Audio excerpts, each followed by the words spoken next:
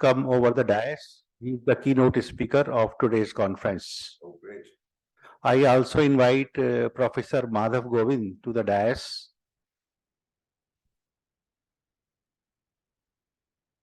He is the organizing secretary of this conference. So I have the privilege to start the conference, and as Dr. Deepak Vora has to attend an important meeting, so without maintaining the protocols of the conference, I invite him to briefly present his PowerPoint presentation to the delegates of the conference. And title of his presentation is Our World at 2025. Dr. Vora, please. आप लोग यहाँ बैठेंगे then you will be able to see. यहाँ से आपको All right. Dear friends, my name is Vasant.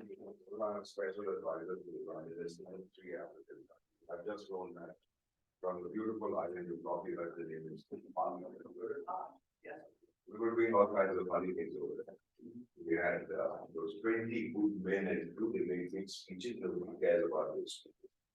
And there was also a person from, so there used to be an organization in New York, created in 1920. What's it called? What did you say? United Nations, or somebody said, okay. Is it still around? The United Nations, or is it there? It's still around? Well, 77 years old. I'm 71. Have you, no thanks. Have you got anything in your house that is 77 years old and you still find useful?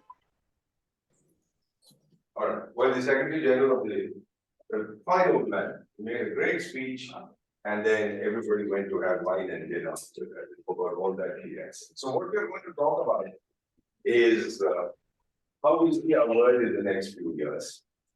You know, relationships keep changing in very strange ways. The only certainty is that there is no certainty. 20th century, we had 3 climacterics. Climacteric means a defining moment. We had the First World War, the Second World War, and we had the rise and fall of the Soviet Union. 3 very big events. The world has changed, and the international architecture hasn't.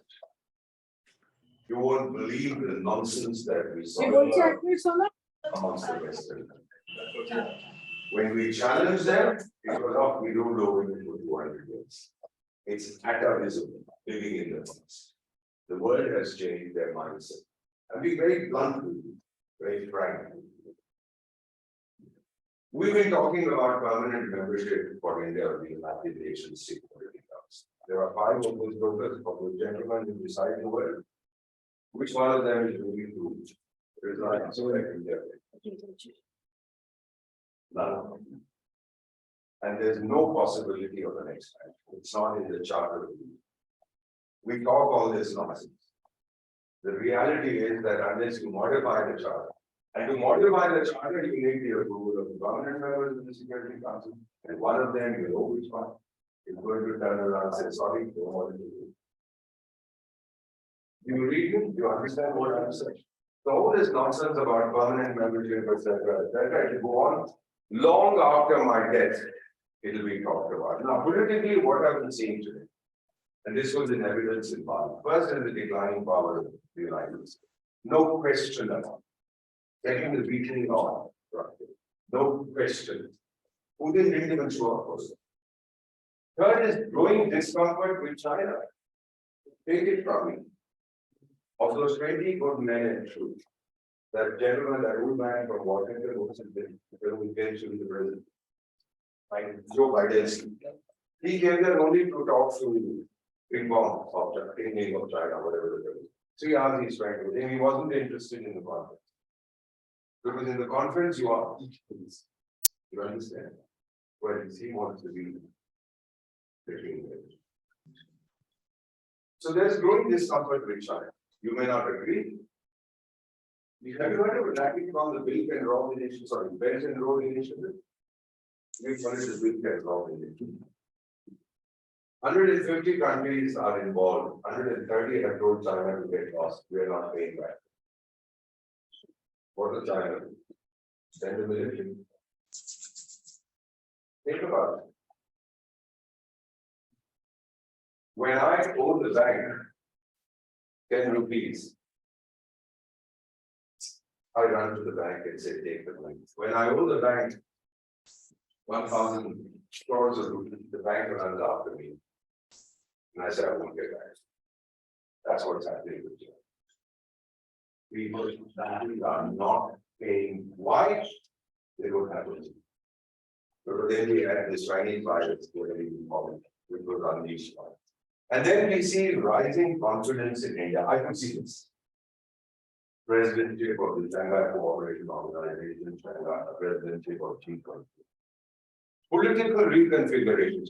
Mr. Biden had called Saudi Arabia, and I could see the tension between the two. We are trained to observe body language. He had called Saudi Arabia an international pariah when he was contesting in the election. And then when the energy prices surged, he tried to speak to a friend, again, he's my friend, Mohammed bin Salman, who said, I have no time to take it. And then Shri Biden shows up in Riyadh. You know who receives him? The mayor of Jerusalem, or the mayor of Jeddah. And when he goes to see Mohammed bin Salman, what I'm telling you is absolute fact. He goes in to see Mohammed bin Salman. He called a guy in Pariah and said that he is responsible for the murder of that Turkish journalist. You think the guy would like it? You know, sons and daughters of India and our guests, what ruined our relationship with the United States more than anything else, sir. In 1966, when we were starving, sir, India,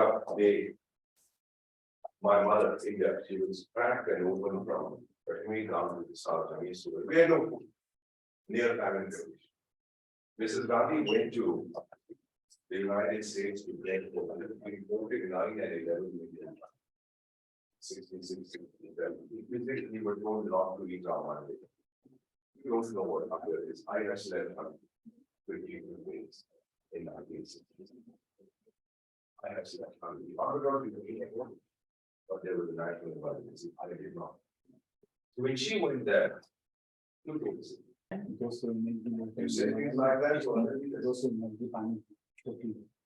And the second thing they told her is that you're very good at making babies. She was very upset. See the records of the meetings. I wasn't in the service there. I was in student. She came back and she said, we'll never pay for food. And I would not be with the United States. We did that well on the second part. 2071 when Bangladesh came happen. And there used to be a category called Nixon or something like that. The fellow tried to put pressure on us. People would go take a part. If you don't have food, ask us to give it to you. I think we bring the So Saudi Arabia now has taken up, and we go to the next slide because this is not working. Saudi Arabia now has tried to make friends with Russia. And instead of increasing production, which Biden wanted him to, he has decreased production. So energy prices are soaring. Political reconfigurations. 2021, Lord, the way they ran from again, we have tunnel vision. We don't realize in many countries other than mine what the future repercussions. You read me, sir? Let me tell you something about. I was at a semi-government seminar in Harvard very recently. And they said, you know, you guys should be cursing Russia and Mr. Putin, but that's India's civilizational ethos. We have peace, shanti, and all that. Why are you doing not criticism? So I said, look, there are people from 30 countries here. You guys give me choices that uses in 30 languages. I speak Russian fluently. I will translate them into Ruski and read them on. But there has to be two people. One, the war must end after that. And second, if he stops selling me oil, He's giving me at a 30% discount. You guys will give it. Will you? Every month goes in. It's not our system to abuse. You understand? Why does Zelensky do that? Why does understand?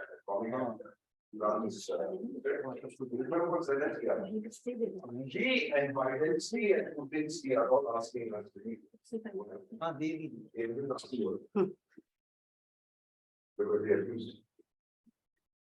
You understand? This is something very, very important. Since we can't depend on Uncle Sam, we are hedging our bets. Economic, we see crazy inflation, we see recession. Give me another point. We see recession, rising debt, we see industrial collapse. Germany said this character called Schultz. The Chinese are terrible fellows. And he rushes off to China to beg them that my chemical industry is collapsing here. See, when it kicks here, when it hurts here, then all your politics goes out. 110 out of 193 nations, members of the UN, are food inseekers. I'm privileged to serve in 3, South Sudan, Guinea-Bissau, and Yemen. And all 3 prime ministers whom I have asked me, Ambassador, where is Ukraine? What have we got to do with the conflict? Why are we suffering? Why have food prices gone up in Lesotho 120% this year? Why? What answer do I give them? Globalization? Happy birthday. So as the economies crumble, one after the other, Europe is running off, trying, doesn't know what to do.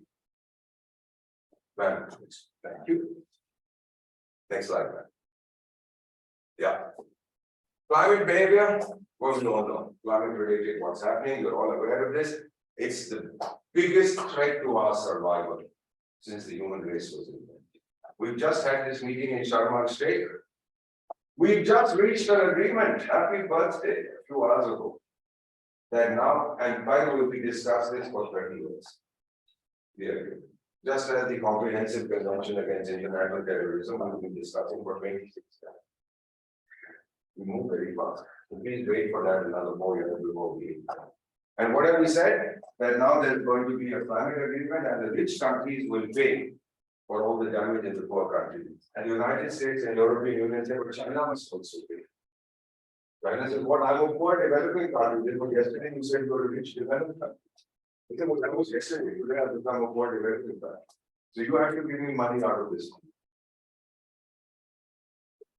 Very much.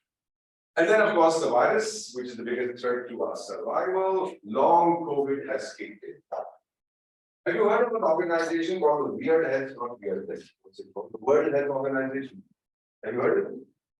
All right, there is a director who used to compose poems in honor of ping pong. They say ping pong is the greatest human being ever, he's gone another. And then one day ping pong said, buddy, I don't want you anymore. Oh, ping pong is a terrible guy, of course he's great. Now he started cursing me.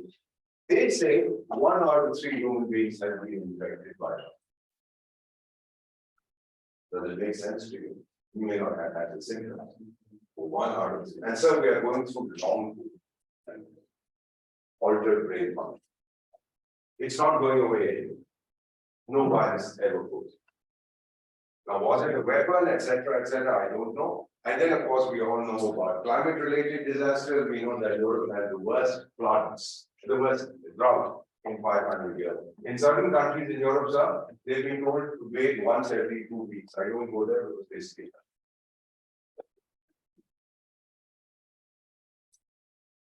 You know, in the early years, I'm going to talk about the United Nations. In the early years, when the 2 superpowers agreed, the United Nations was pointless. When they disagreed, it was meaningless. And at all other times, it was useless. And if all the diplomats were kicked out of the UN buildings, it would be the finest nightclub in the world. And probably will be more global harmony than it is doing now.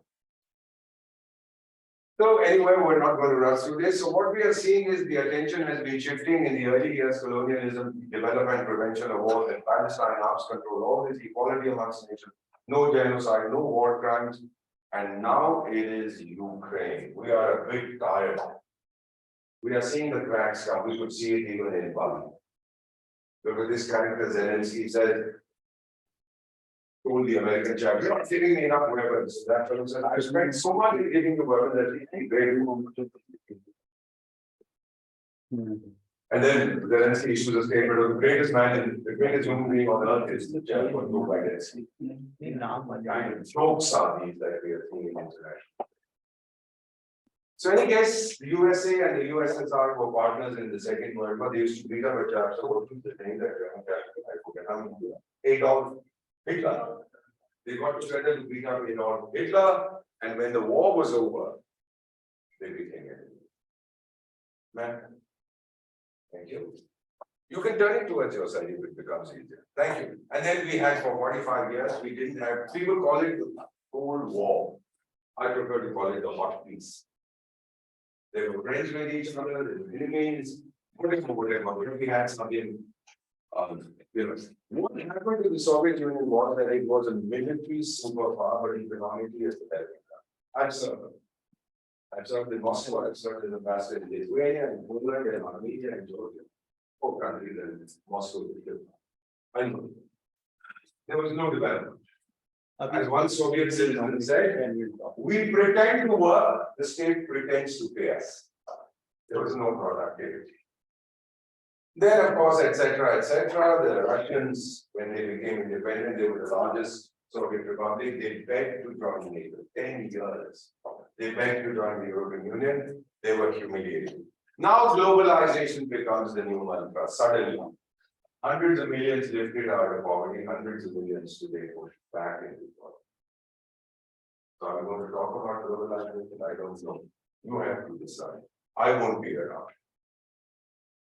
What happened to China? Drunk on profit, Western profit, what came with them? China stole their technology practices. Very good. And now they say China terrible. Now that Biden has signed the law that all American companies involved in making chips in China should get out. So we have seen that happen. So we had financial meltdown, we had USA rout, we had Ukraine war. Ultimately, sir, what we are saying today is the world is very young. Where are we headed? I don't know. The convergence will be on healthcare, climate stability, recovery and development through free and open seas management of new technologies. Who can lead in this? Your guess is as an Indian, I say we are setting the example. Ma'am? What happened to this? Ma'am, can you see what happened? It's bad. And so we have all this going on today. Ma'am, next slide. Please quickly, we have to finish. Yeah, hold it. You heard of this character, his name is Bill Gates. We call him Bill Gates. This character said, if you want to study one country right now, go study India, innovation that is going on. And now I intend to someday when I meet him. I met him once, but I forgot to ask him, your name is Gates, why do you make windows? He carries to the next thing. Anyway, go on, go, keep going. All right, final. We come to this terrorism, which is diverting our resources. We talked about it, we jump and third topic. You know which country is policy. I'm not the only one who said it. Everybody said. There used to be a woman called Later you can go you have snakes in your backyard. They won't bite you. That's what we are seeing. Okay. So how do we go to the future with engineered intelligence? Engineered intelligence is no substitute for natural stupidity, what we call artificial intelligence. We cannot create a new one. We have to modify it. It's the only word we can. Sons and daughters of India, thank you for your time. I don't know what the future holds, but all I can say is, world stop. I want to get on. I'm glad I'm 71. I'm not going to be around much longer. I don't want to see the mess there. No one is serious. All big speeches, all talk, very little action, except for the Prime Minister and President, who says, I want to walk with. Can we play a role in the new world order? Thank you very much. Let's see you.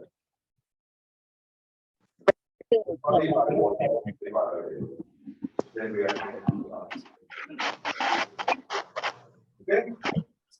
So let's see what happens. I'm going to go again. I'm going off to a living country to see what they're doing. They're speaking probably wrong. Thank you. Unique and well-thought presentation, and there are some formalities of the inaugural session. Oh, I'm sorry, did I violate everything? Thank you. No, you have not violated, but I request guests to you and Dr. Rajan, Harshe, Madam Olga. Madam Olga is there? Okay. Where are you from? And Tom Beaker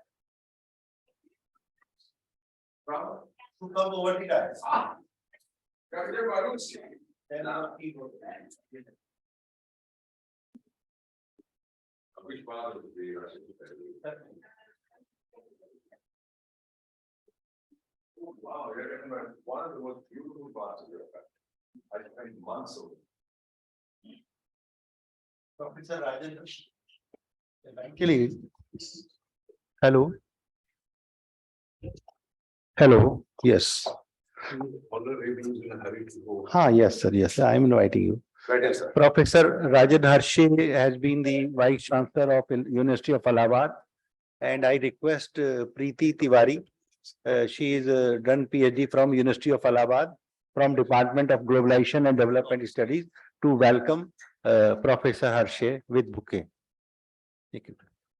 जय शंकर भी तो यही कहता है Europe की समस्या होती है कहते हैं सारी दुनिया की है दुनिया की समस्या होती है बोलते हैं यूरोप की नहीं है प्रॉब्लम माइंडसेट्स सर वहीं से दे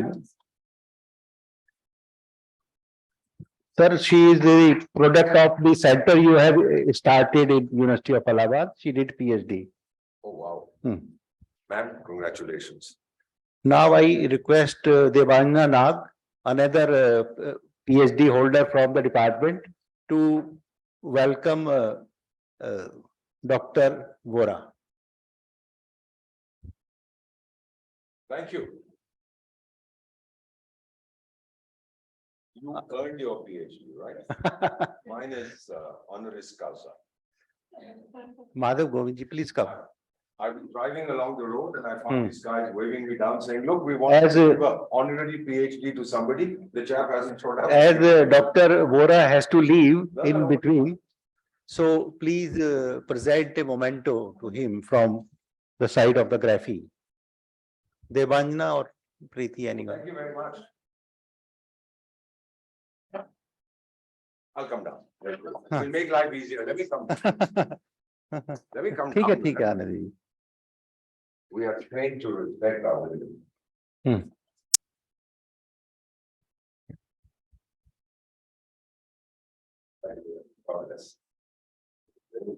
This is made in Moradabad.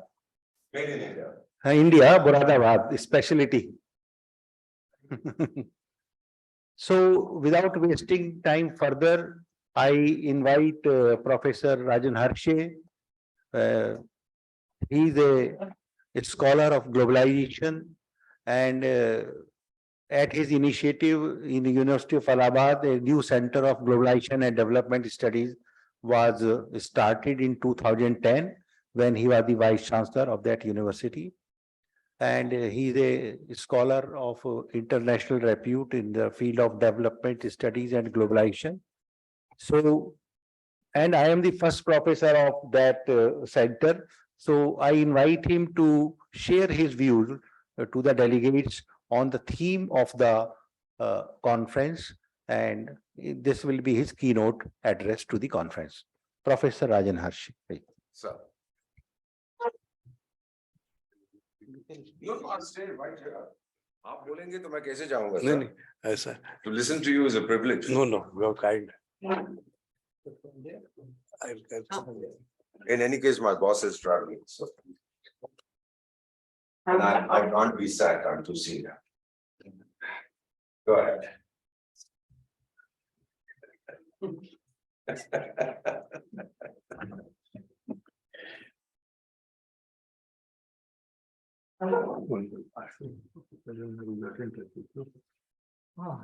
Easy, online. He will present online.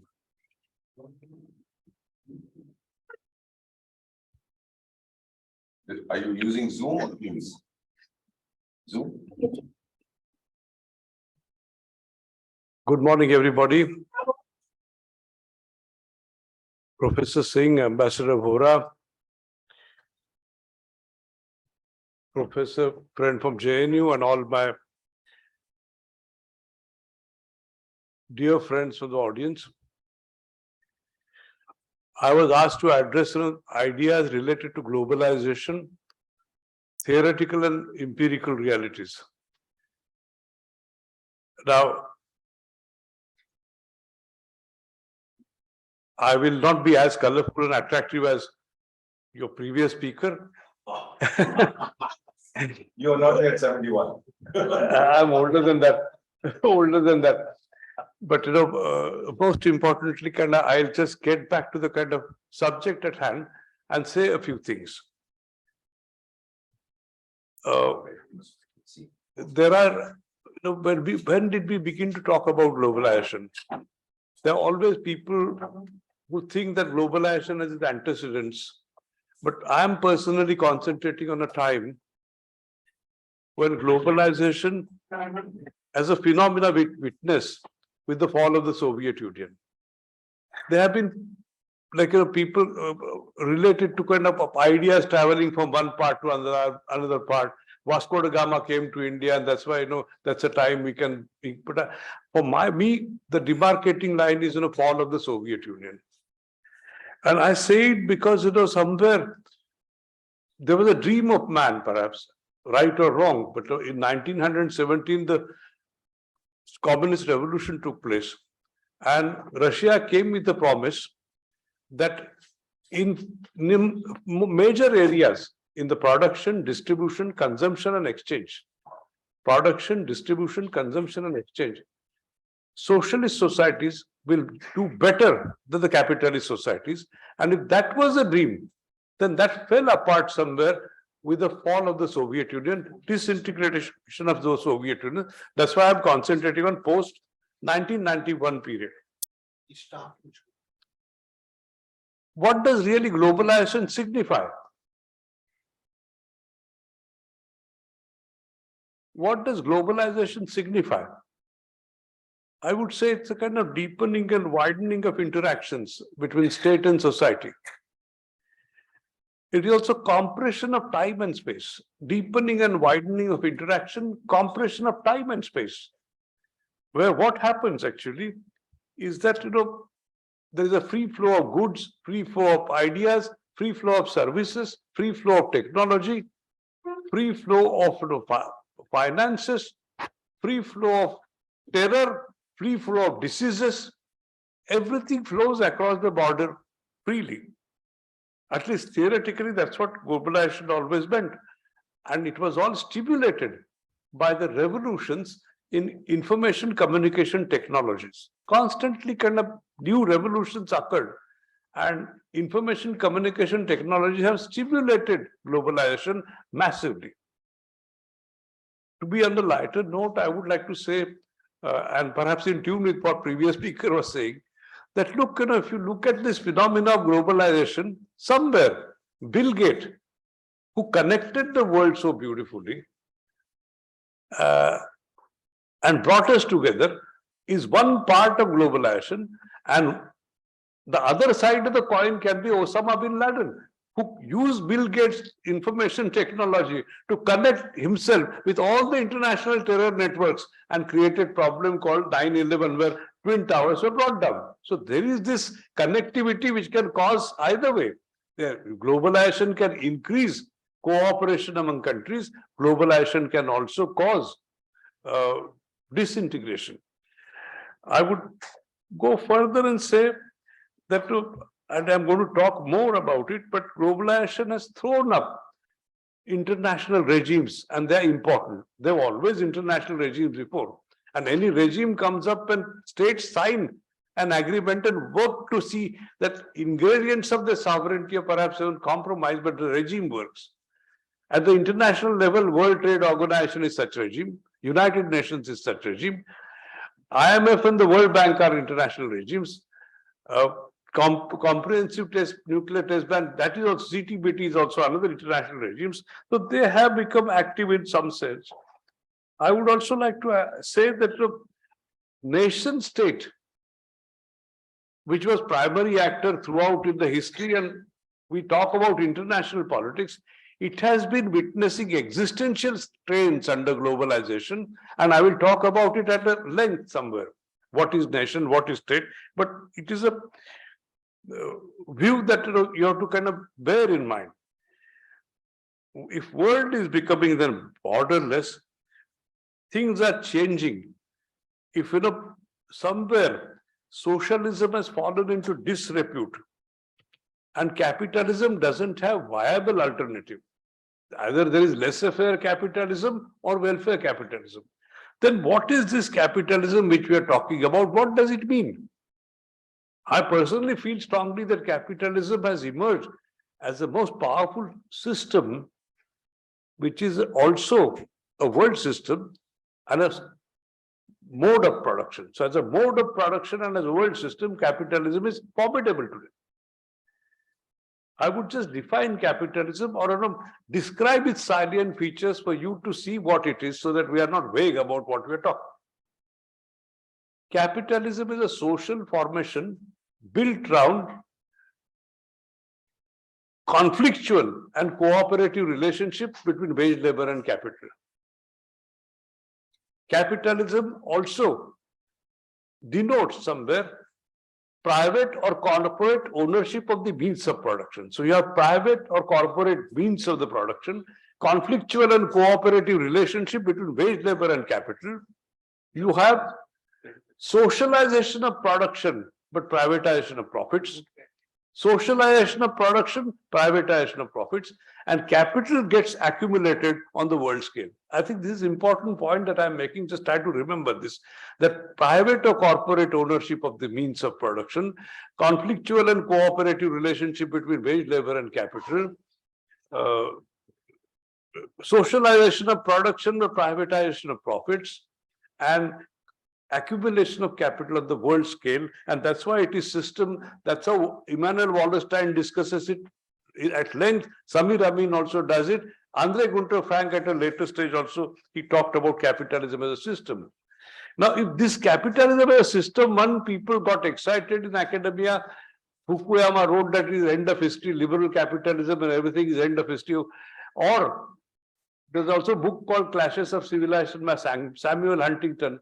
But all these things actually kind of did not pronounce the victory for liberalism or liberal democracies. And if you see today's world, you can see, you have a large number of non-liberal, illiberal regimes across the world. Xi Jinping asking for the third term. Putin wants to be president all along. Trumpism is triumphant, in America in some way, although he has been defeated. Or you have Orban, Erdogan in Turkey. You have a large number of dictators in Africa. So, it's not necessary that it's end of history, nor I think clashes of civilization thesis can hold, but not more than what is required. I would also like to insist here to state that along with globalization, just as international regimes came up, you have also regional organizations or regions were defined and redefined. So European Union increased its membership. It has now 28 members. So many East European countries which were under erstwhile Soviet Union, they joined European Union. You have Southeast Asia Treaty Southeast Asian Association, Southeast Asian Association, which is there working as a trading bloc in ASEAN. You have Southern African Development Community in South Africa, Economic Community of West Africa, Shanghai Cooperation Organization, group which Ambassador mentioned, G20, which is also another important, powerful group which picks up developed countries as well as rising powers. All this means somewhere that new organizations are coming up, new regions are getting defined, and there is also constant urge to see that there is a kind of new international order comes. That's why people constantly talk about United Nations and that there should be reform in United Nations. It should be more representative, Weaker countries like Britain or France may perhaps lose their membership, or should, Britain at least. And countries like India, Brazil, South Africa, Germany, Japan, which are trying to get into Security Council, they should be considered. All this talk is going on. Whether the kind of United Nations is useful, useless, that's a different issue for debate. But that's over constitutional democratic world order, law or rule-based order you require. But whose law and whose rules? America based, Western based, or China has its own rules and no notions of international law. That also needs to be kind of worked out. I would also like to say, before I move ahead, one important matter, that a transnational or civil society is also somewhere emerging with rise of NGOs. And their network is also very powerful. Otherwise, there will not be movement for human rights, child labor, or climate activists are there. So what happens is somewhere you have a different world altogether, where capitalism is on the kind of completely ascendant. You have something like intra-industry trade, much more than international trade, which is also true. You have international finance, which is mobile, and currencies are mobile, and finance goes, or capital goes wherever there are larger profits, and mobilization and also movement of currencies has increased much more than before. I would like to then push ahead and say that one point which kind of Ambassador made, I want to elaborate more on it, and that is, somewhere there is also terrorism which is multinational. And this is a gift of globalization to you, that somebody like Osama bin Laden at one stage was promoted by United States to fight war in Afghanistan and Afghan jihad. And Pakistan was used as frontline state, and these Mujahideen spotted. Osama bin Laden emerged as a hero. He went to Saudi Arabia, fought there, the king, and then went to Sudan. But that is where he built a terrorist group, a school of terrorism in Khartoum, and trained so many radical Muslims to take up to arms, take up to kind of Islam, and radicalized Islam so much that this is a very large group. They are operating in 120 countries today. They operate in civil society. They're deceptive, they're dispersed, they're stateless, they're non-state, but they work. And look at the way things are happening. First, they had kind of attacked Tanzanian and Kenyan embassies, but subsequently, when 9/11 fell apart, then only America woke up to it. Otherwise, in India, we are used to terrorism. Punjab went through terrorist kind of motives so long, and Americans need not teach us what is terrorism. Similarly, kind of, Pakistan is a hub of terror, and Jaish-e-Mohammed, Lashkar-e-Toiba, and all these organizations are connected directly to Al-Qaeda, to Islamic State also. And one more point that I want to make about terrorism is because it is very supple and spaceless, timeless at one stage. Even if Americans or Western countries are under illusion that they are trying to wipe out terrorists from the Middle East, that doesn't work, because large number of terrorist organizations are now shifted over to Africa, and they're established there. And Boko Haram in Western Africa, Al-Shabaab in East Africa, and Al-Qaeda and its branches in Sahel region, they're creating havoc, and they're also connected to probably West Asia and other parts of the world. So this is one important problem which world is facing, and India has taken a very firm stand on it. We don't distinguish between bad and good terrorists. And Afghanistan, for instance, Taliban has been a terrorist organization, and India has been stern on it. And even yesterday also, our Home Minister, we are very stern on terrorism. There's no compromise with terrorism. But this particular reality will be global reality for a long time to come. We have to bear with it. So this Osama bin Laden and Bill Gates, you can see how they're two sides of the same coin. Then I come down to kind of power configurations, which Ambassador also touched upon. That United States indeed is declining power somewhere. And strangely enough, if you could just go by data, then there are certain strengths which kind of constitute national power. America has them. One, that they have the largest security-related complexes in the world even now. So it could be military superpower. Second, they have largest knowledge-producing apparatuses in the world, where university people, everybody go. Chinese also go to study in American universities. Indians are rushing to study in American universities. So they have been able to build knowledge producing apparatuses. They have good in finance and they are good in technology. Although Japan also competes with them, Germany also competes with them. And in the post kind of Bretton Woods system, when it fell, Japan and Germany did emerge as banking and trading rivals of the United States. You can't deny the fact. And yet, then you are not living in a world which has only unipolar world. I never agreed with this idea, but there is United States. But most important thing in today's world is China emerging as a challenger. And we have to take care of China, to understand that this is one reality in global world which cannot be easily wished away. What is China? Difficult to understand. Even they themselves may not understand how they conduct, but they conduct. And today, China has become a very, very important Asian power, the Asian power which is dominant. China has built up its arms. And if you look at from South China Sea to Djibouti military base in Africa, Horn of Africa, China is ever present. They are kind of securing their routes. They have Gwadar port in Pakistan. And China has also launched the ambassador talked about signature project, which is transcontinental multinational of Belt and Road Initiative.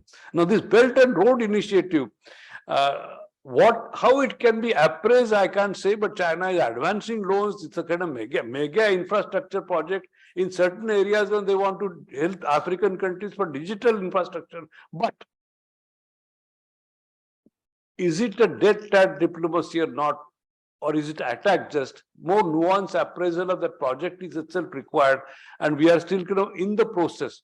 India is, of course, opposed China Belt and Road Initiative, where they are building China-Pakistan economic corridor. Because that is where Pakistan occupied Kashmir. They are trying to build a road.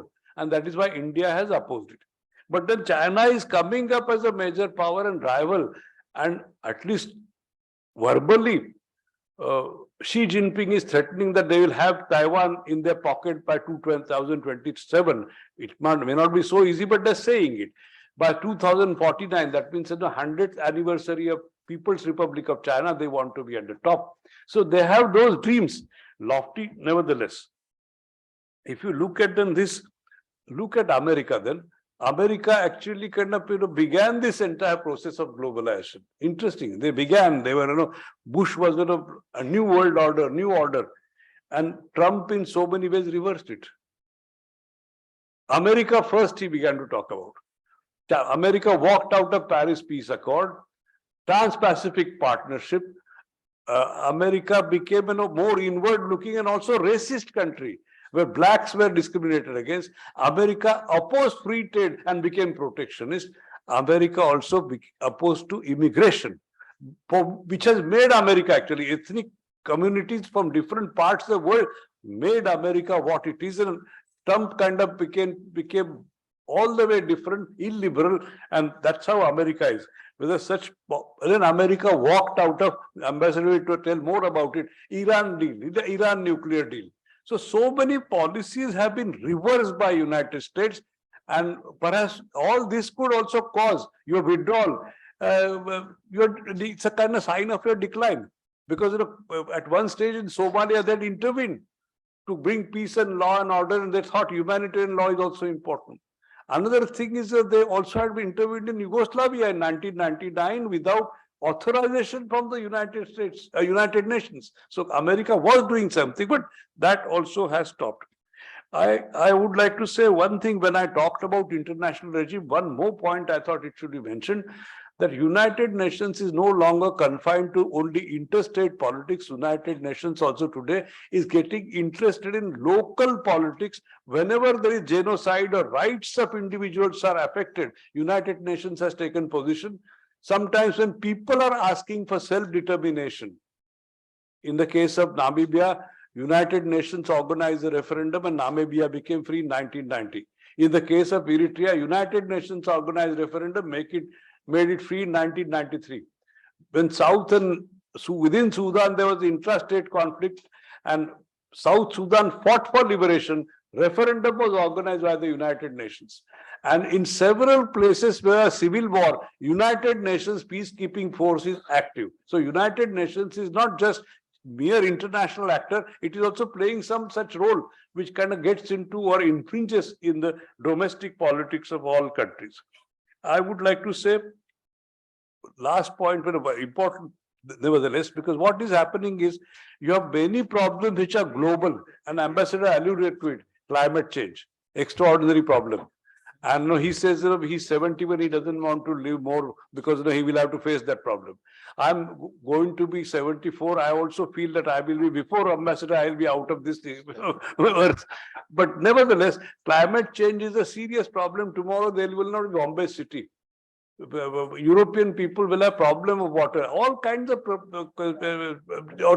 places where which are difficult to inhabit. In Russia and Canada, there will be pleasant places where people will go to settle.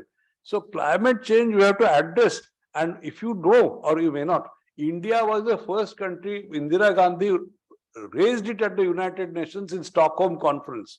And India has been permanently asking for it. And this can be only sorted out by common and differentiated responsibilities. So many countries of the colonial times, colonial powers, they have exploited the world so much in many ways that somewhere they have to also take very major responsibility to see that our temperature doesn't go beyond 2 centigrade. If climate change is a problem, nuclear disarmament and denuclearization is also a major problem.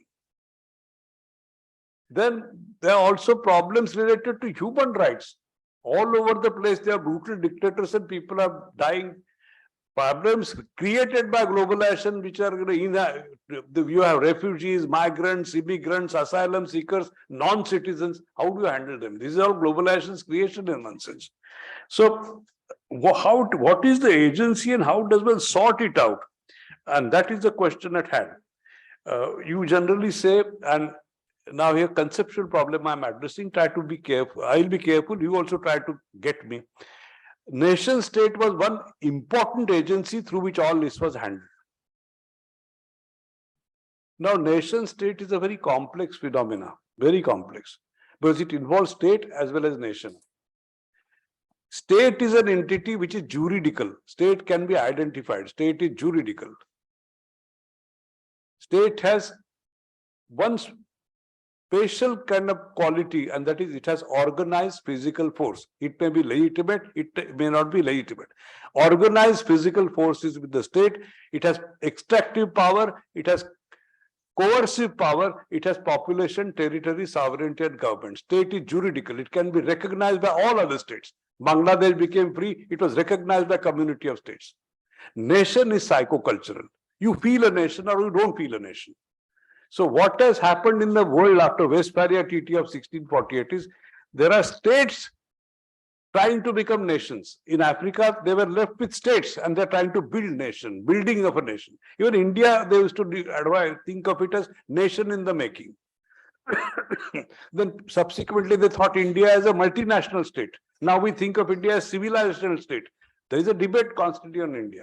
But why psychocultural state when it is there? That Sri Lanka, for example, the LTTE people and Tamilians in Sri Lanka felt that their ethnicity as well as nationality, and they want a state for themselves.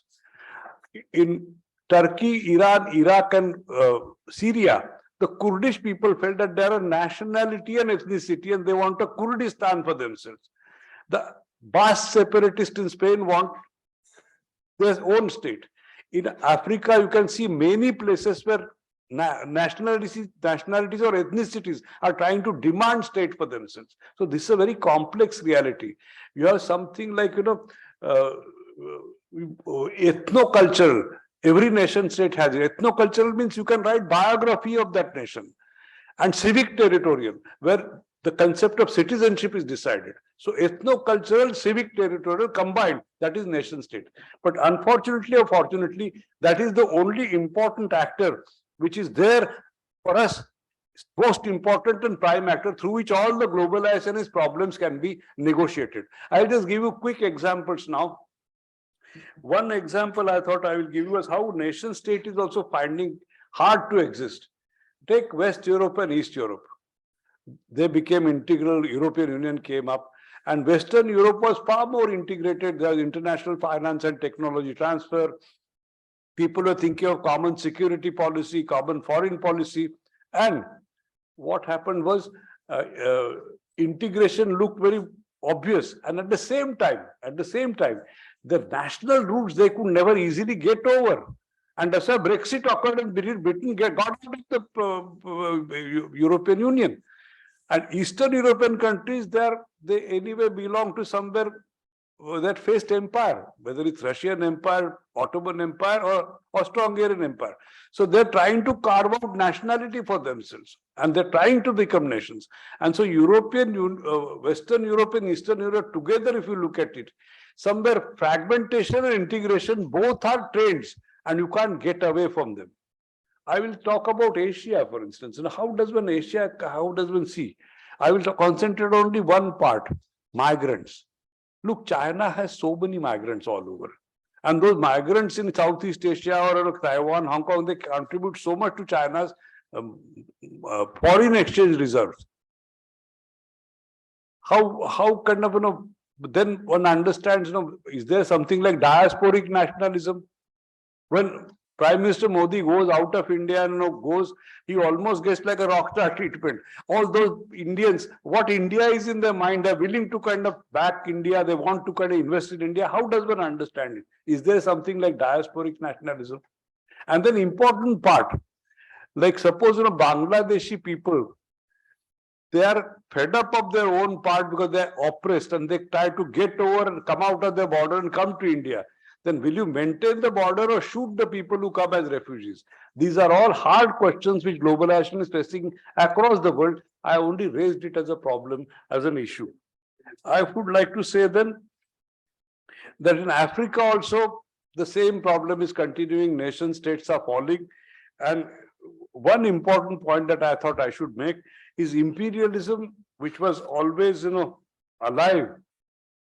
Imperialism means, my understanding, and that is, perhaps world has cited me the way I think of it, but there are also differing understanding. But I had at one stage defined imperialism as asymmetric power relationship between materially advanced and backward societies. Asymmetric relationship of interdependence between materially advanced and backward societies and developing societies. And that imperialism you see everywhere. And even in Belt and Road Initiative, you see it. There is US imperial state, which is hegemonic. And in the Gramscian sense, it is hegemonic because it tried to win consent and coercion. Through that, they try to control you. And they have succeeded. Even smaller powers, medium powers can be also imperial, like China. Is India imperialist also is a question. So that questions can be raised. And this is a part of globalizing world, globalizing phenomena. And we have to also give proper attention to it.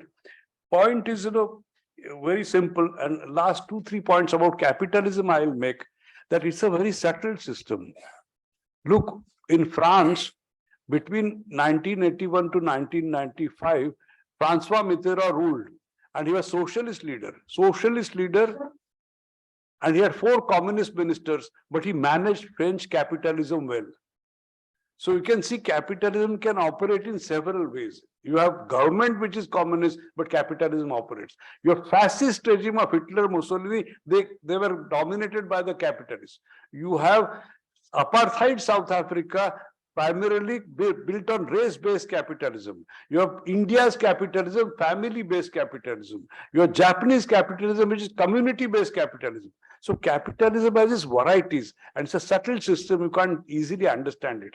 Last and not the least, all these problems of globalization theories we talked about, developments we talk about, I think still nation state can be only primary agency through which many of the problems can be negotiated, sorted out, and that's why we have competent ambassadors like Dr. Vora necessary for the country to talk, although they run down their own work. But I can tell you climate change can be only discussed when there are round the table meeting among statesmen, diplomats, sometimes scholars also. So climate change.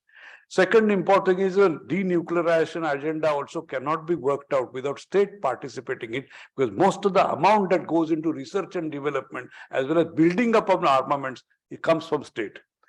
Same is the thing of technology transfer that can be transferred from state to state.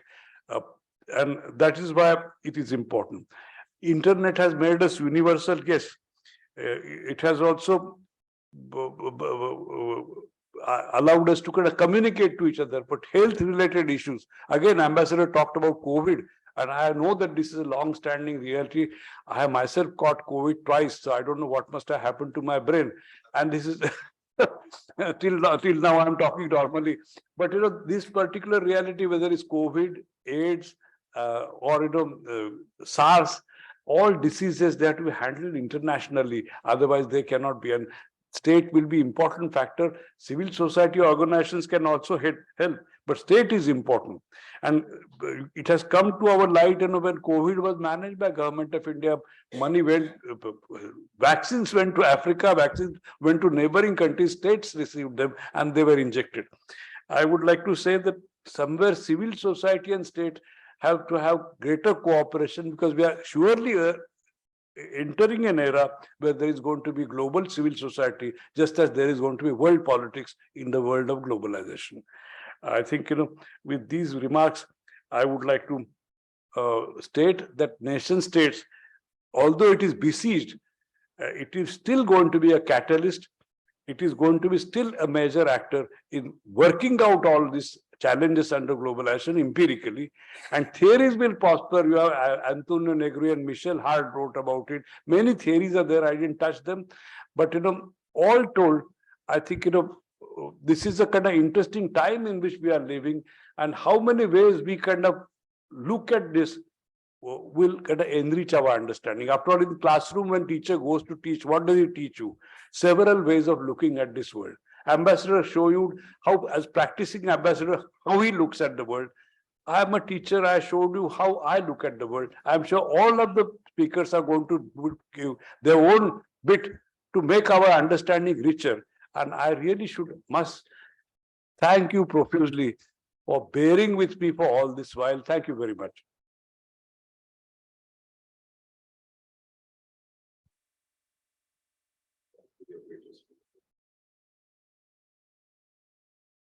Thank you very much. Thank you.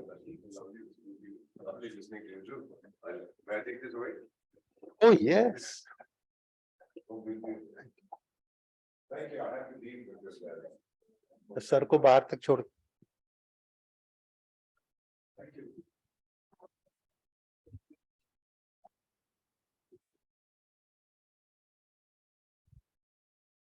Thank you, Sir Professor Harshe, for a very thoughtful and conceptual keynote address on the theme of the conference.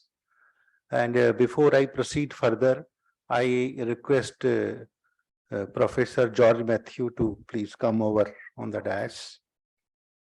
Oh, please. He is director of this institute where we are conducting this conference, and he is a sociologist by training, and he has established this institute for the new exploration in the field of social policy and sociological research. He has been hosting the office of the Indian Sociological Society more than I think 20 years, and he is always ready for this kind of activities whenever we approach him. So it is a very nice occasion to be that he is with us in this inaugural session. So I will ask Madhu Bagil to welcome Dr. George Mathew with bouquet.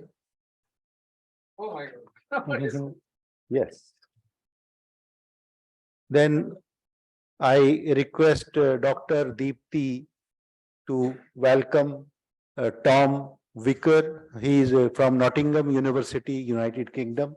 He is here. He traveled from United Kingdom to New Delhi, and he will be here up to 23rd evening with us, and we will have a lot of discussions. And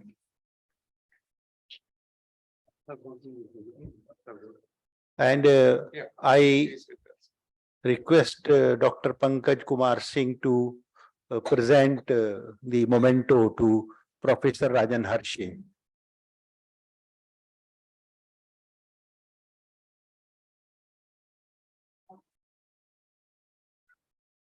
Because he has to leave in between because of some engagements, personal engagements.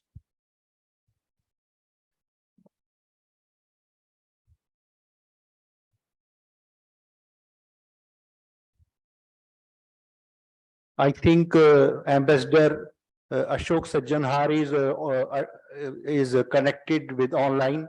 I request him to please put on the video. He's not visible, and please take him on the screen. And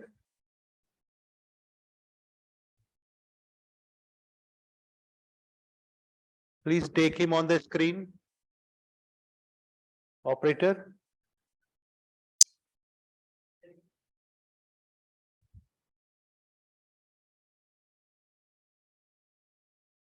I think he's there in the window. Please take him on the screen.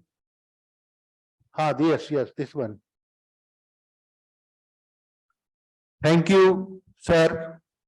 It is a matter of great pleasure for us that former Ambassador Ashok Sajjanhar is with us in this inaugural function.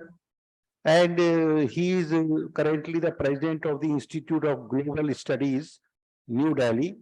He has worked as head of National Foundation for Communal Harmony, and he writes and speaks on the issues relating to the international relations and Indian foreign policy. He is a distinguished fellow, observer, and of Research Foundation, and I request him to deliver the inaugural address speech of the conference. Sir, please Thank put you on very your much. mic. Yeah, thank you very much. You are mute, sir. I'm not mute. I'm all right. Yeah. I'm Put a all right. volume set karo.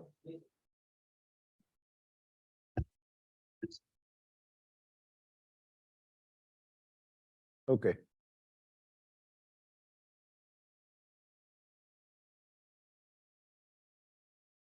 Is it all right? Can you hear me?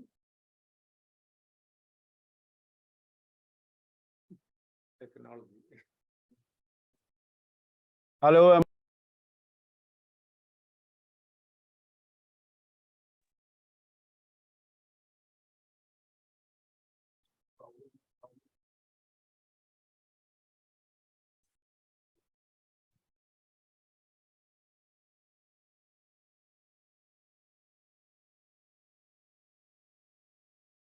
Can you hear me? Hello. Please speak, sir. Okay, good, good. Thank you very much. First of all, Professor Singh, thank you very much for the invitation to address the inaugural session of your three-day conference. And I'm delighted to participate and to see Professor Rajan Harshe, also earlier Ambassador Deepak Vora, and now also Dr. George Mathew, all of them good friends. So I'm happy to connect with you, with all of them, and with the students, faculty, and all others who are present in this conference virtually. Much has been said about the theme of this conference, which is the globalization and the emergence of new world order, theoretical formulations and empirical reality. Theoretically, Professor Rajan Harshe has spoken extensively on what globalization is, what capitalism is, what the function and the challenges for nation states are. I, being a practitioner of diplomacy, I'm going to be speaking about some of the practical aspects as far as both very briefly about globalization, but more about the changing world order. So first about globalization, I heard what Professor Rajan Harshe said, that we take the beginning of globalization from 1991 from the time that the Soviet Union disintegrated.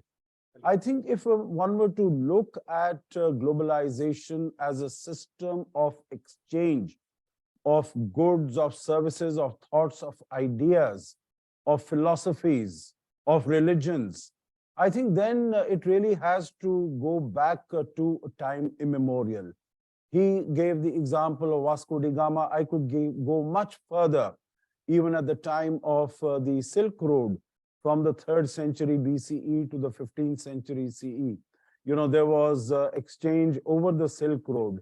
Even before that, we had the spice trade from Southeast Asia coming to India, and from there going on to the Arabian countries. So I think globalization has been there for a long time. And what has changed really over the last 2, 3, 4 decades is the speed and the scale at which things have been happening and things have been moving.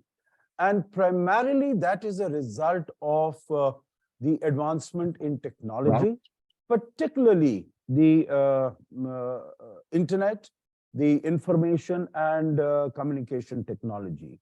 1991 was seen as a victory of globalization. That was also the time when India also started opening up. It was thought that, you know, globalization was the new norm, and there would be no turning back as far as globalization is concerned.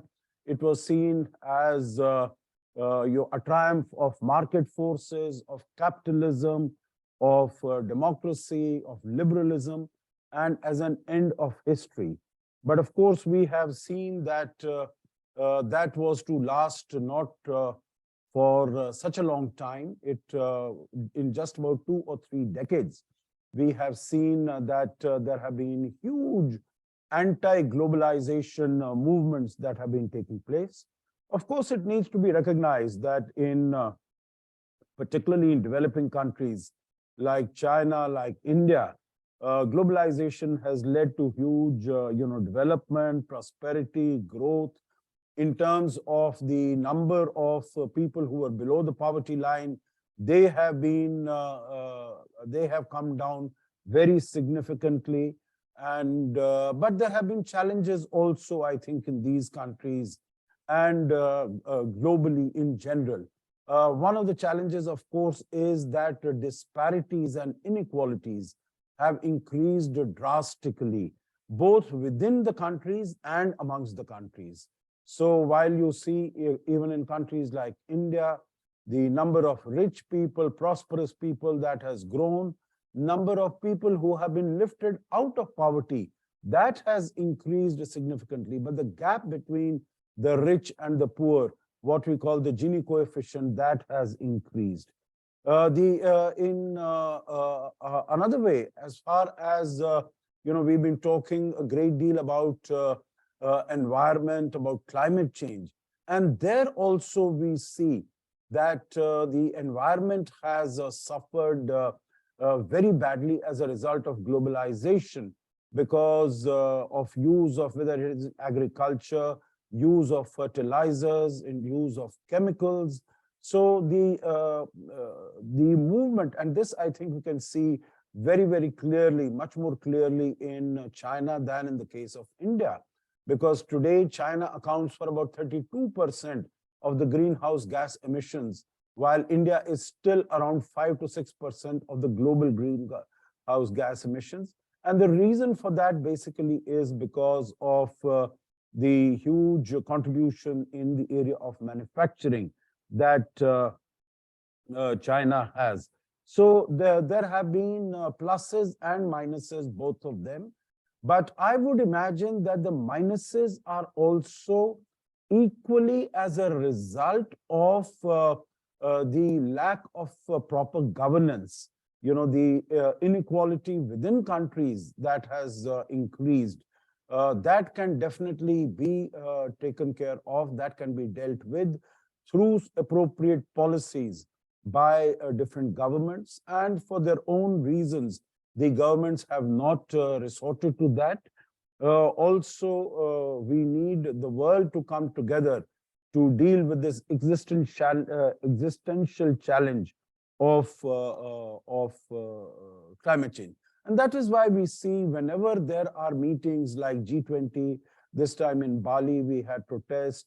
Day before yesterday, we had this meeting of APEC in Bangkok. There are huge protests and demonstrations against this because people feel that it is the big business and the big money which is getting all the benefits of globalization. They are focusing against, they protest against what they call corporate greed and anti-capitalist views. They see that even in 2007, 2008, we had big bank bailouts and nothing much was done really for the people who were suffering. And I think what is visible as a result of the globalization or anti-globalization movement that is taking place all around the world. The first example of that was in 2016, we saw Brexit. And that was because the people in the United Kingdom, they protested against the inflow, the unbridled, unchecked inflow of workers from outside, from Poland, from Lithuania, plumbers, dentists, so many people. And they wanted to put barriers on receiving those, on arrival of those and settling down of those people. And I think all of them are also familiar with what happened, I think, in Liz Truss, her Home Secretary, Suella Braverman, when she said that we don't want Indians coming in so large numbers. Of course, she was absolutely wrong in terms of the analogy that she gave. But the point I'm making here is that these are the implications and repercussions as far as globalization is concerned. Even the election of Mr. Trump in November 2016 was also as a result of the move out of the United States of jobs into China. And it was basically what is known as the Rust Belt states of Ohio, Wisconsin, Pennsylvania, etc., which voted for Mr. Trump. So these are a few thoughts that I wanted to share with you about globalization.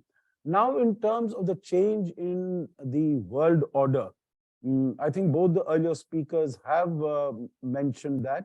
I will give somewhat different perspective in terms of the changes that have been taking place. I think I don't really need to emphasize or reiterate that the biggest changes over the last 2 years have been first the pandemic, which came at the beginning of 2020. It affected all the 200 countries in the world. It has both in terms of the health impact, in terms of the economic impact, in terms of the social impact. It had huge adverse implications. And this was once in a century health crisis, health pandemic that affected the world. Most of the countries were not able to handle it effectively. Not the developed world, the United States, United Kingdom, Europe, Japan, not even the country from where it started, China. Although initially it did appear that China had been able to deal with it quite effectively, but recent trends and recent developments would make us think that that has not been the case. Except I think India has been able to handle it very effectively, except for a small hiccup in the second phase that we had. But otherwise, after that, whether it was in terms of the controlling the number of casualties, the number of sick people, in terms of developing of vaccines, in terms of getting the vaccines administered, because in many countries, the vaccines have been there, but there has also been vaccine resistance. And not only that, India has also been able to export more than 200 million vaccine doses to more than 100 countries in the world, and many of them on gratis basis in our neighborhood, in Africa, in Latin America. To many countries they have been given on a complimentary basis. So India has emerged, so to say, as a world leader as far as dealing with both the economic as well as the health challenges. And in terms of economics, I think it will also be necessary to recall that from the beginning of the pandemic till now, India has been providing free food grains to about more than 800 million of our people. And that is how we have been able to take care of the well-being and the welfare of our people, which in most other countries, there have been problems. The second aspect, of course, has been the Russia-Ukraine conflict, and everyone is aware it is still continuing, notwithstanding the fact that the conflict is taking place in a small area in Europe. Its impact, its adverse impact has been visible on the whole world. And whether it is in the area of food shortages, fuel shortages, inflation, fertilizer shortages, the increase of debt in a large number of countries, in terms of the supply chain disruptions. It is not only, again, developing countries that are affected, but developed countries also. I think inflation you see in the United Kingdom and the US, it is all-time high, more than 4 decades. They have never had such high inflation, even in countries like Japan.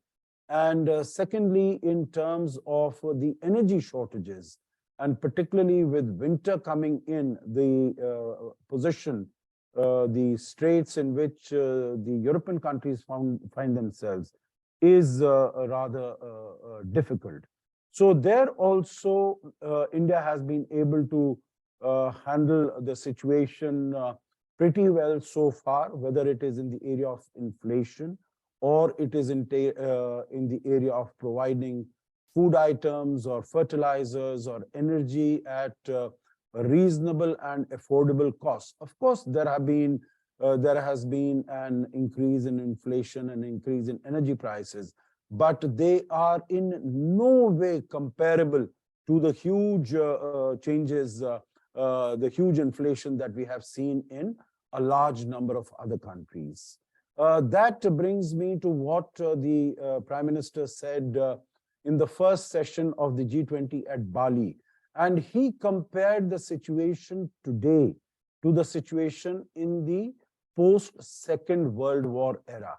And he said, like at that time, there was so much of turmoil and turbulence, and the wise people had come together to create a world order in which there is prosperity, peace, security, stability. So the time has come for us also today to set up a new world order which would ensure peace and security and stability. So I think this is something that we need to look at around the world. And very quickly, if I could go over some of the, maybe I could consider 3 or 4 countries who have been occupied the leadership position as far as the world is concerned, and then see how they have been doing. First, of course, comes the most important economic, political, and military power in the world, that is the United States. After all, it accounts for about 25% of the global economy at about $25–26 trillion. We know that the unipolar moment ended with the 9/11 attacks, and then its influence and prowess and sway over the world came down after the international economic and financial crisis in 2007-2008. So it declined its economy declined going forward also in relative terms. I think more recently, it has shown that in spite of being such a big country such a big technological power, as was mentioned by the earlier two speakers, it was not able to handle, number one, the COVID-19 effectively, nor was it able to handle the withdrawal from Afghanistan, which again was done in a very chaotic manner. I think to top it all, we also had the arrival of Mr. Trump as the president in 2017, and he disrupted many of the alliances.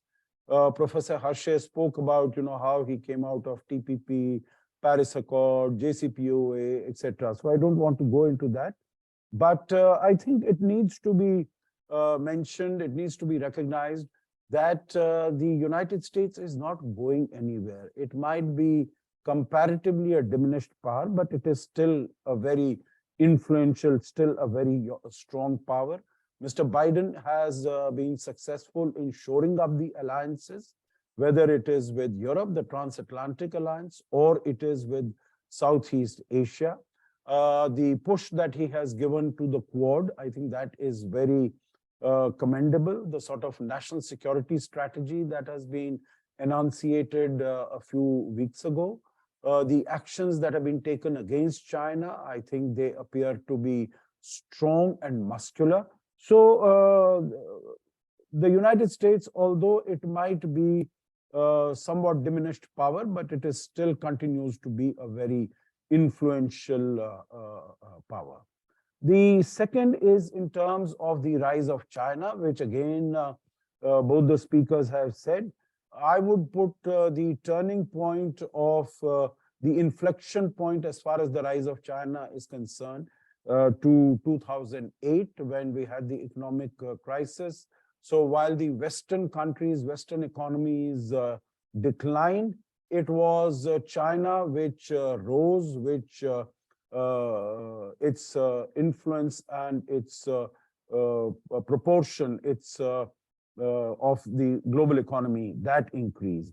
And of course, we have seen in terms of the signature project, the Belt and Road Initiative, the very aggressive, assertive, and expansionist policies of Xi Jinping, whether it is in South China Sea, it is in East China Sea, it's even against India on the line of actual control in the Ladakh sector. So we see all that, and China was cruising well, except that it has in recent time, it has hit several roadblocks. Now, people might wish to say that, in the third, with getting the third term, Xi Jinping has emerged much more stronger and, much more, he would be much more aggressive and belligerent in his foreign policies. That might be it. But it needs also to be recognized that China has a large number of obstacles in its way going forward. One is the zero COVID policy, which they are not recognizing and not making any changes. I think the policy that is being followed on real estate, and that has had a negative impact on the economic growth, whether it is the weaponization of supply chains that has adversely impacted on its relations with other countries, its policies on high-tech education, rivalry with the United States. I think these have created lots of problems, and going forward, they are going to hobble the growth and development of China. So we see many challenges in front of China, which will be difficult to handle. We see the United States come down. As far as the third major power, that is Russia. Again, after the Ukraine conflict, I don't think there is any dispute or argument that Russia is emerging as a much weaker, diminished, reduced power as a result of the conflict. And whenever the conflict stops, we've seen over the last 2-3 months, there are huge, Russia is being forced to give up many territories which it had earlier captured. The most important being the city of Kherson very recently, before that Kharkiv. So I think this is Russia is also will stand considerably weakened. And the fourth member of the UN Security Council, because all these three are permanent members of the UN Security Council, the fourth member of the UN Security Council is the United Kingdom. And we have seen how that has also been forced to change three prime ministers over a few months. So I think as far as political stability is concerned, economy, the strength of the economy, it leaves a lot to be desired. And in addition to all of that, again, what Prime Minister Modi mentioned at the G20, the United Nations has not been able to acquit itself creditably, whether it is in terms of stopping the Russia-Ukraine conflict or dealing with the economic challenges that the world is facing. And in that context, bodies like the G20, they assume greater relevance and significance.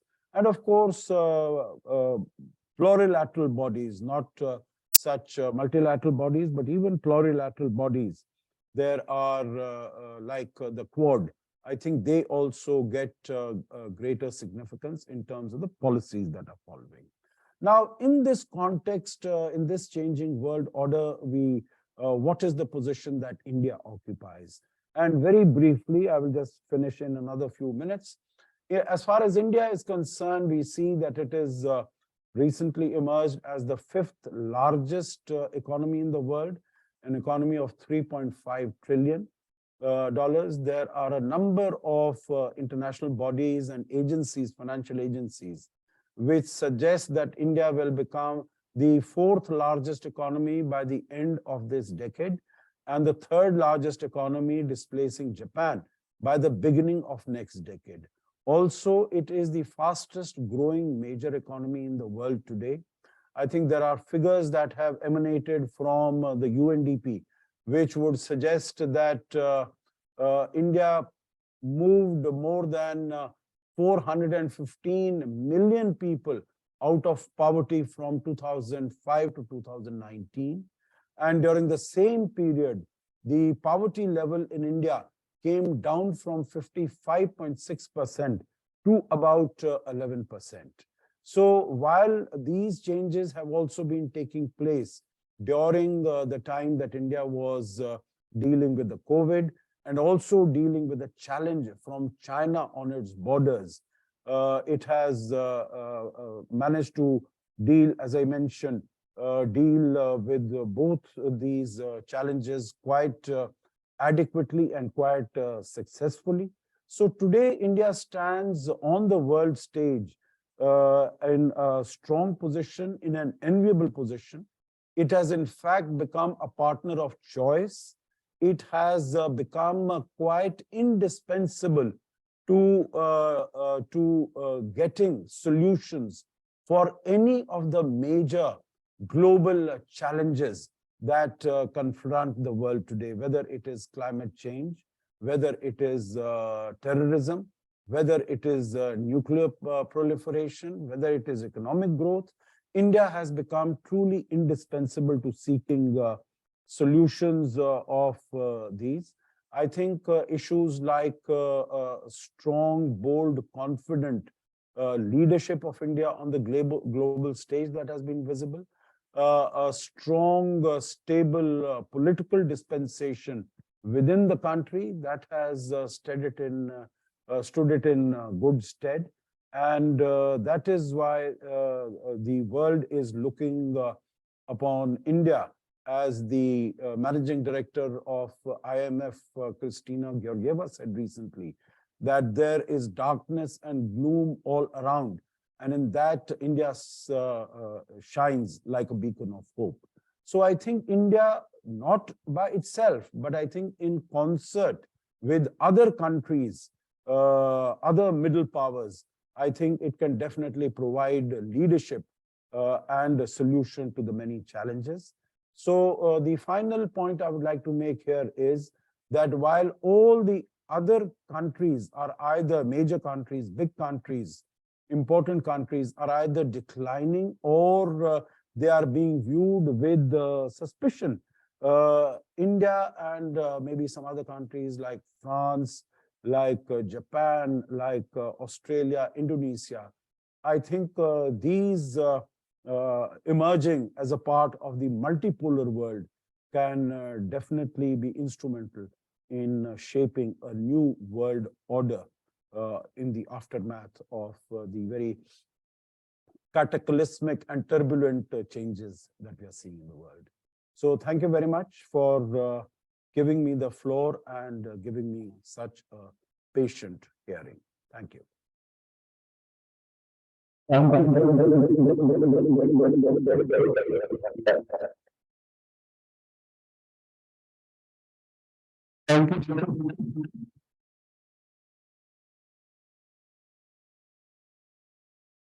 Hello.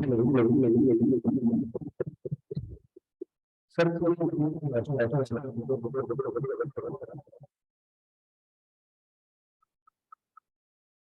Hello.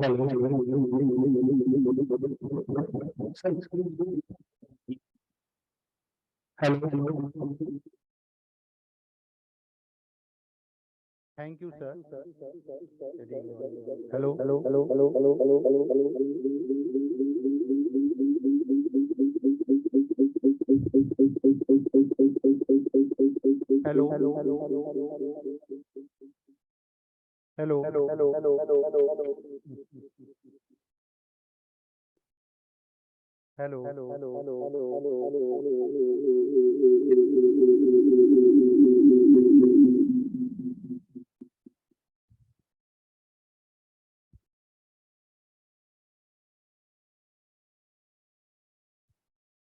दूसरा bike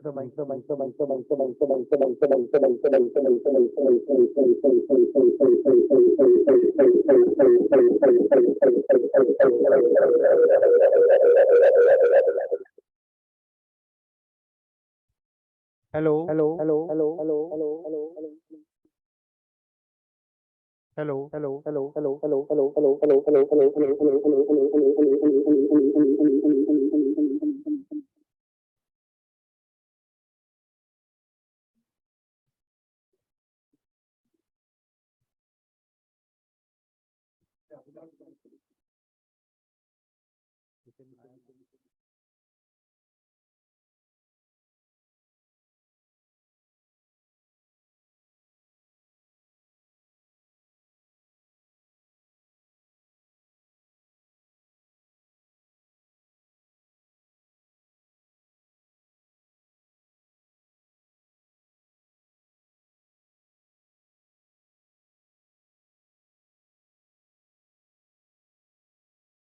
check कर रहा हूँ sir, check कर रहा हूँ।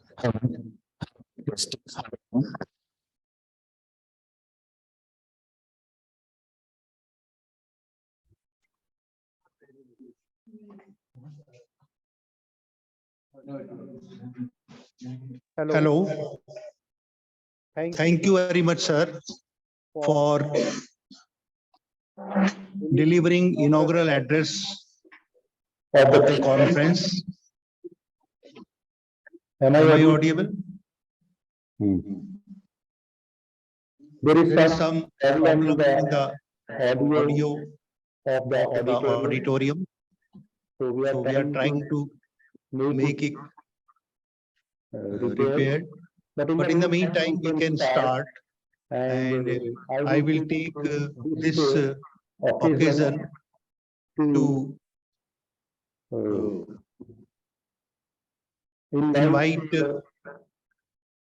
Dr. Tom to say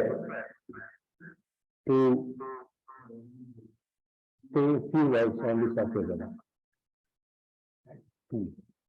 You please come over the dais.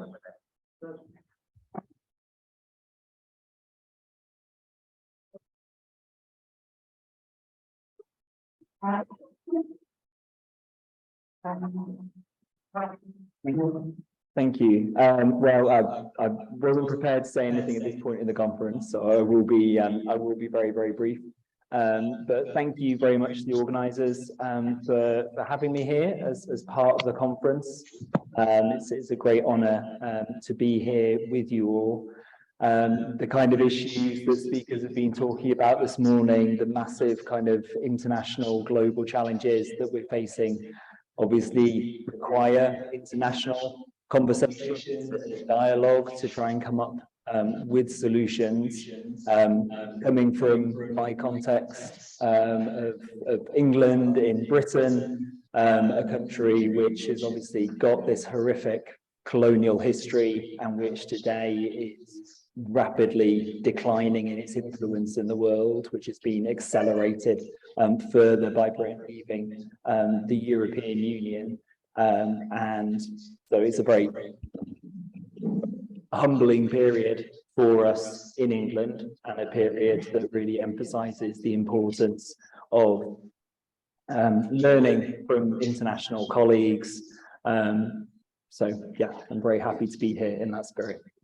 Thank you.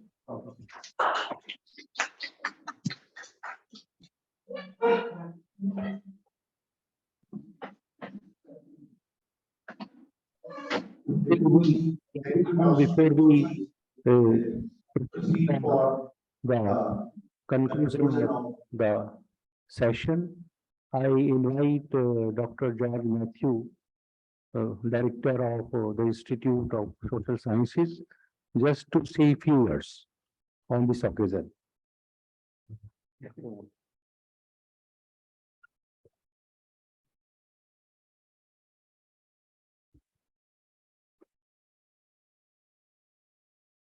When I am standing here, I feel very sentimental. Professor B.P. Singh, he came here the other day, and we had a discussion about this very highly relevant program. Let me say I'm a student of sociology from the university nearby, neighboring university called Jawaharlal Nehru University. I joined here in 1974. And since 1974, it was a life of struggle. And we had no big campus here at that time. It was an old campus. Some of you may remember it. And from there, in 2 years, I took my MA, 2 years MPhil, and 2 years PhD. I made a record also that way. My thesis was on how a very, very communal state, fighting caste war and religious war and all kinds of things, a state called, at that time it was not Kerala, but Travancore, Cochin, Malabar, where Vivekananda came and said, this is a madhouse of casteism.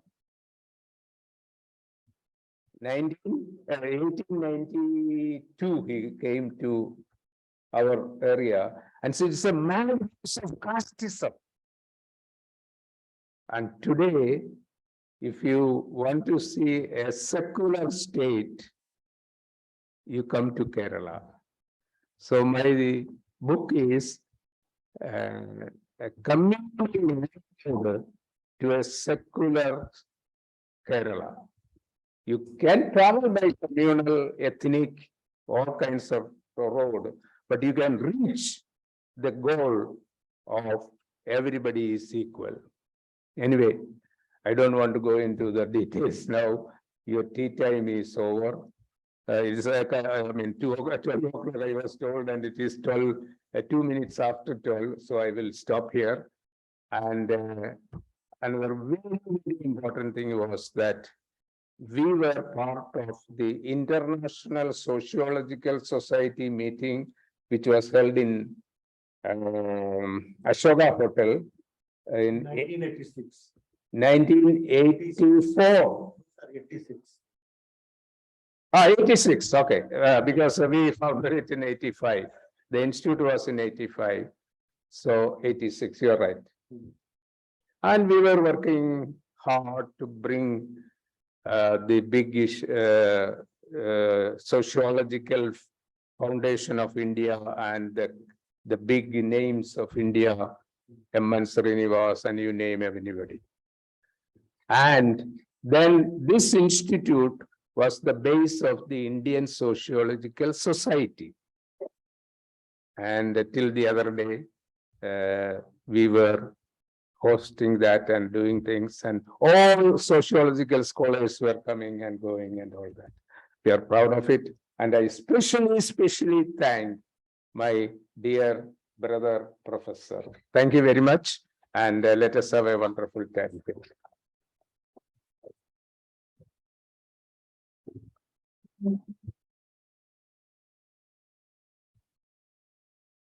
Now I request Professor Madhav Govind, my colleague and organizing secretary of the conference from Center for the Study of Social Policy from Jawaharlal Nehru University, New Delhi, to propose a vote of thanks. Thank you, Professor B.P. Singh, for giving me this opportunity to express a vote of thanks on these occasions. It is indeed a great pleasure for me to be part of this wonderful conference. And the conference is on globalizations. All we know that we are living in a world of globalized world, but still we are not a global citizen. So why we are not a global citizen? What are the challenges? All the dream is to become a global citizen, then evaporating the nation state boundaries. Our previous speakers have talked, and many keynote speaker has also deliberated on this issue. In coming days, we are going to discuss more about this thing. But five issues which are still need to be tackled at global levels. And these 5 issues are climate change, cybercrime, terrorism, pandemic, and interplanetary explorations. So these are the 5 issues that is still we need collectively to explore. So these issues we will keep on discussing. But it was a wonderful session. I would like to express my sincere thanks to Professor Rajan Harshe sir, who was the former VC of Allahabad University. He delivered keynote address, and Professor Deepak Vora, former ambassador, he talked on the configuration of political orders. What he talked, that was interesting, but the way he talked, that was more a learning experience for a teacher and student or who are aspiring to be a teachers. So it was a learning experience how to be a good speaker, how to communicate your ideas, and how to engage your things. And then Dr. Ashok Sajjanhar, he is also ambassador. He gave the presidential address. It was very thought-provoking, and I think the scholars who have come over here, they will be deliberating over those issues that Ashok Sajjanhar raised here. We are very grateful to our distinguished scholars from abroad who got time to come over here and participating. Your presence would and deliberation would certainly enrich and give a lot of experience to all of our participants. We are thankful to our own foreign delegates, especially Professor Vikarji from Nottingham University, who came and going to make active contribution to this program. I am also thankful to Sir Mathew sir for providing this wonderful opportunity. Okay, yeah, right. For providing all the logistic facilities to organize this conference, the 4-day program that we are going to organize. Very warmly he welcomed us and provided all these facilities. We are very thankful, sir. My background is also sociology. I know you very well. Lots of programs you have organized. You are very well known in India as a great social scientist. So thank you, sir, for being the part of this thing. It will be a great experience to listen when you speak, sir. It is a great learning exercise for all of us. So thank you very much. And then I would also like to thank all the organizing team of this conference. They have worked tirelessly without naming. I think all they are here. They have worked hard with Professor Singh. In fact, Professor Singh is the man behind everything what is happening. But there is, you have created also a big group who are helping in different capacity to make this program very successful. So all the participants who have come to this program, you are most welcome to interact with us, and also you will get some time to go around in city, take around the city of Delhi. It's a beautiful city, and if you have some time, you can also visit nearby city like Jaipur or Agra, particularly our colleagues who have come from outside. Okay, so with this, I would like to invite.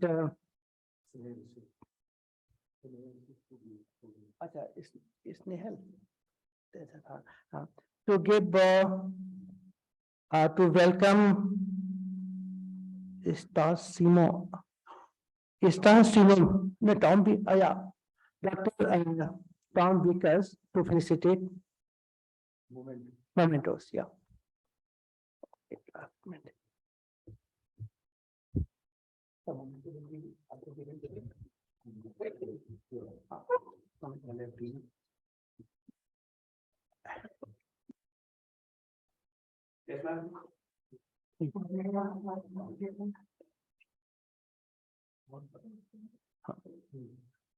Yeah, now I request Dr. Alvitina by Preeti. Alvitina, Dr. Alvitina. Oh, sorry for not pronouncing the name correctly.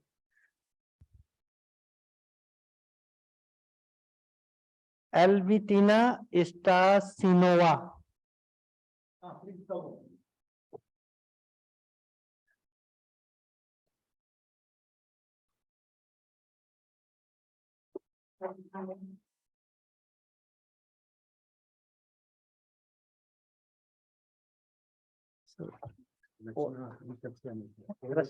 Olga, बताओ फिर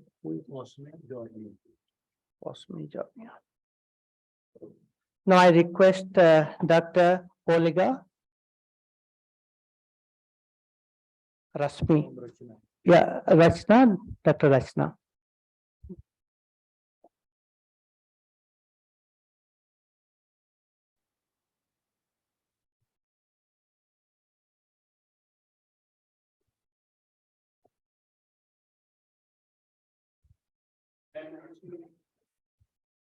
इनको कौन बुला रहे थे? Cosmo, अच्छा मधुबाला. हाँ. Now I request Madhubala to enter Cosme Jornik.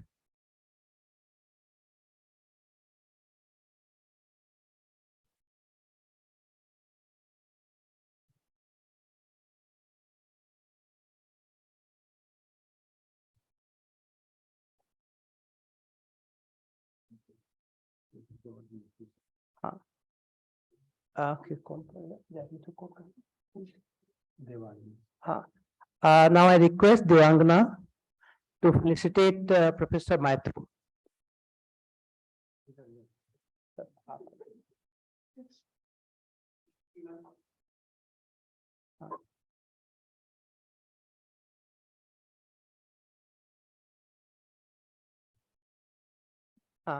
Thank you. All you are welcome to high tea over there.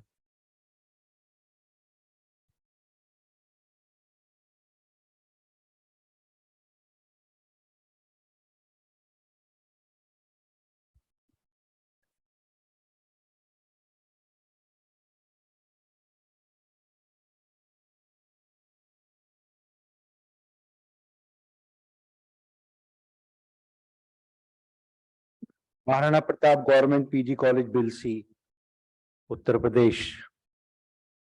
May I ask both the chairperson to come over the dais and start the session. Dr. Deepti, please. Program I'm giving you. Okay. Please come over the dais. Yes, I'm giving you the list.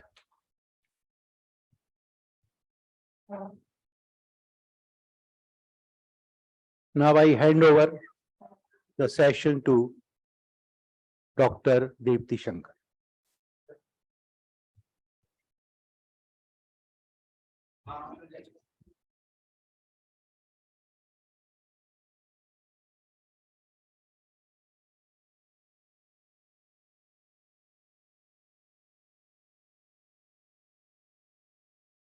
Good afternoon, everyone. Are we audible?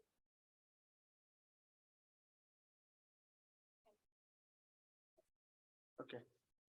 Yeah, thank you, Professor VP Singh, and happy to chair this session along with my colleague, Dr. Pankaj Kumar Singh. So we'll start the sessions. We have together 5 to 6 papers in the sessions.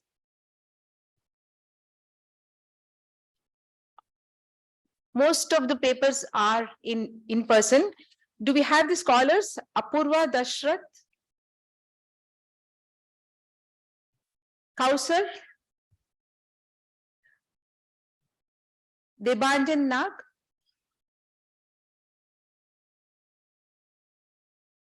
Professor Salim,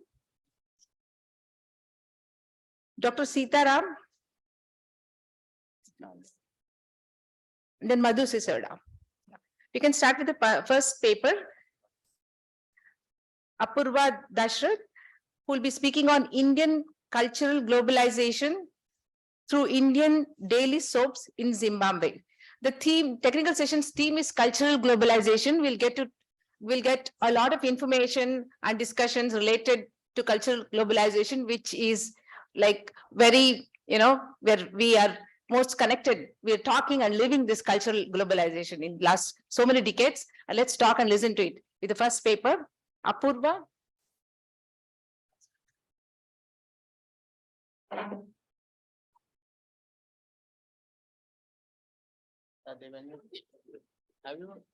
Devanjana, please give me another copy.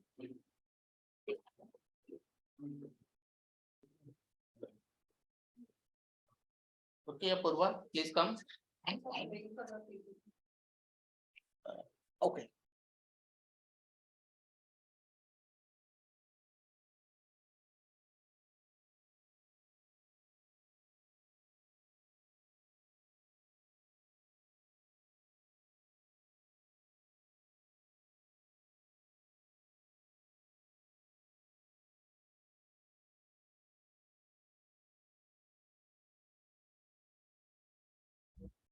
Hello. Yeah. Good afternoon to one and all present here. My name is Apurva Dashrath Singh. I am a PhD student at Jawaharlal Nehru University, Center for African Studies, School of International Studies. So the topic I'll be speaking on is about Indian cultural globalization through Indian daily soaps in Zimbabwe. So first we need to understand, next slide. So to start with the introduction, let's understand what does globalization mean. So what is globalization? Globalization rings in the ear of every person when we talk on any topic at the global scale. There is closer political, economic, and cultural relation among the countries of the world today due to the increased connectivity of travel and communication. This is globalization. David Held, one of the important scholars in the field of globalization, says